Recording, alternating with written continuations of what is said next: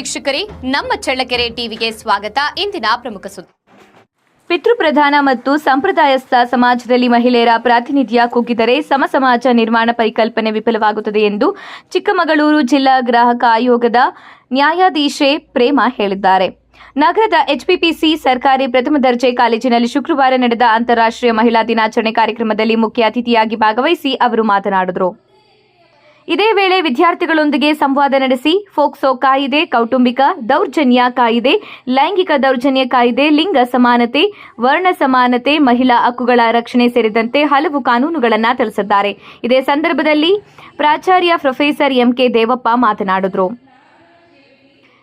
ಕಾರ್ಯಕ್ರಮದಲ್ಲಿ ಪ್ರಾಧ್ಯಾಪಕರಾದ professor B Nagashree, Nagaveni, Shashikala, Shilpa, Firoza, Manjunath, Vijay Kumar, Rajkumar, Shivanandayya, Jagannath, professor Nagaraj ಅವರು ಉಪಸ್ಥಿತರಿದ್ದರು.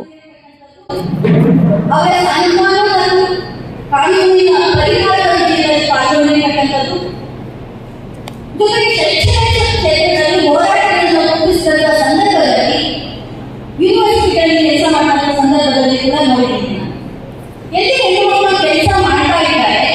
ಆ ಕ್ಷೇತ್ರದಲ್ಲಿ ಭ್ರಷ್ಟಾಚಾರದ ಪ್ರಮಾಣ ಇಲ್ಲ ಅಂತ ನಾನು ಹೇಳಲ್ಲ, ತುಂಬಾ ಪರಿಣಾಮಕಾರಿಯಾಗಿ ಕಡಿಮೆ ಇರುವುದನ್ನು ನಾನು ನೋಡ್ತಾ ಇದ್ದೀನಿ. ಇದನ್ನ ತುಂಬಾ ವಿಶ್ವಾಸದಿಂದ ಹೇಳಬೇಕು. ಎಲ್ಲ ಕ್ಷೇತ್ರದಲ್ಲಿ ಮಹಿಳೆಯರಿಗೆ ಕೆಲಸ ಮಾಡುವಂತ ಯಾವುದೇ ಕ್ಷೇತ್ರ, ರಾಜಕೀಯ ಇರ್ಬೋದು, ಶಿಕ್ಷಣ ಇರ್ಬೋದು, ಉದ್ಯೋಗ ಇರ್ಬೋದು, ಅಥವಾ ಯಾವುದೇ ಕ್ಷೇತ್ರದಲ್ಲಿ ಇರ್ಬೋದು, ಸ್ವತಂತ್ರವಾಗಿರುವಂತಹ ಖಾಸಗಿ ಕ್ಷೇತ್ರಗಳನ್ನು ಕೂಡ ಮಹಿಳೆಯರು ಪರಿಣಾಮಕಾರಿಯಾಗಿ ಸದೃಢವಾದಂತಹ ಕೆಲಸ, ಉತ್ಕೃಷ್ಟ ಮಟ್ಟದ ಕೆಲಸ, ಜೊತೆಗೆ ಭ್ರಷ್ಟಾಚಾರವಾದ ರಹಿತವಾದಂತಹ ಕೆಲಸವನ್ನು ಮಾಡ್ತಾ ಇರುವುದನ್ನು ನಾನು ಉಲ್ಲೇಖನಾಗುವ ಅಂಶವಾಗಿ ಪರಿಗಣಿಸ್ತೇನೆ.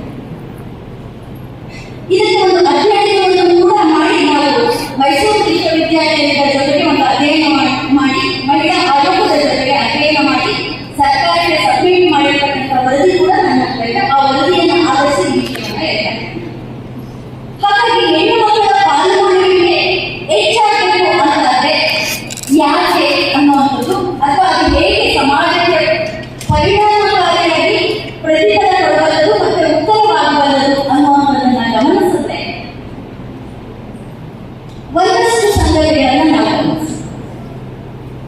ಆ ನಿಟ್ಟಿನಲ್ಲಿ ನಾನು ಉಲ್ಲೇಖ ಮಾಡಲಿಕ್ಕೆ ಬಯಸುವಂತ ಸಂಗತಿಗಳು ಅಂತಂದ್ರೆ, ಹೆಣ್ಣು ಮಕ್ಕಳು ಪ್ರತಿ ಹಂತದಿಂದ ಅಂದರೆ ಕೆಳಹಂತದಿಂದ ಉನ್ನತ ಹಂತದವರೆಗೆ ಸಮಸ್ಯೆಗಳನ್ನ ಅನುಭವಿಸ್ತಾ ಇರುವಂತದ್ದನ್ನು ಗಮನಿಸ್ತೇವೆ.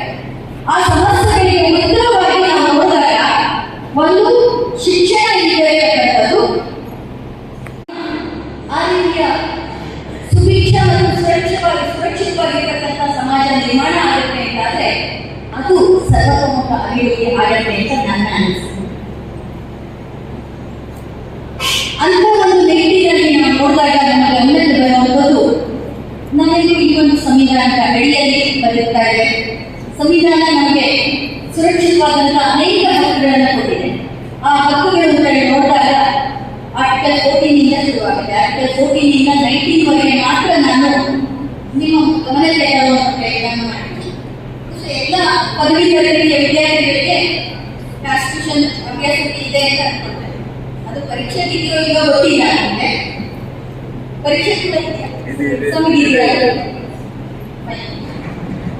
ಆದರೆ ಈ ಸಂವಿಧಾನದ ಅಡಿಯಲ್ಲಿ ರಕ್ಷಣೆಗೆ ಬದ್ಧರಾಗಿ ಸಂವಿಧಾನವನ್ನು ಓದಿಕೊಂಡು ಸಂವಿಧಾನದ ಅಡಿಯಲ್ಲಿ ಸಂವಿಧಾನಬದ್ಧವಾಗಿ ನಡೆಯನ್ನ ಅಥವಾ ಹೆಜ್ಜೆಯನ್ನು ಹಾಕ್ತಾ ಇರತಕ್ಕಂಥ ನಾವು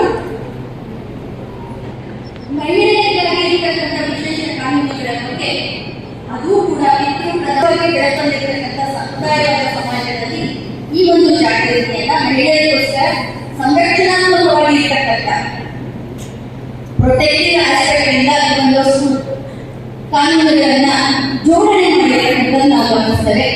ಆ ಒಂದು ಜಾಗೃತಿಯನ್ನು ಪಡ್ಕೊಂಡು ಮುಂದೆ ಇಟ್ಟಾಗ ಸಮಾಜದ ಅಥವಾ ಸದೃಢ ಸಮಾಜದ ನಿರ್ಮಾಣ ಅಂತ ನಾನು ಭಾವಿಸ್ತೇನೆ. ಹಾಗಾಗಿ ಸಂವಿಧಾನದ ಹಕ್ಕುಗಳು ಅಂತ ನಾವು ಗಮನಿಸುವಂತಂದ್ರೆ ಆರ್ಟಿಕಲ್ 14 ಸಮಾನತೆ ಹಕ್ಕು, ಆರ್ಟಿಕಲ್ 15 ಲಿಂಗದರಿಗೆ ಅಸಮಾನತೆಯನ್ನು ಕೊಟ್ಟು ಲಿಂಗ ಸಮಾನತೆಯನ್ನು ಸಾಧಿಸುವಂಥದ್ದು, ಆರ್ಟಿಕಲ್ 16 ಉದ್ಯೋಗದಲ್ಲಿ ಸಮಾನ ಅವಕಾಶ, ಆರ್ಟಿಕಲ್ 21 ಎಲ್ಲರೂ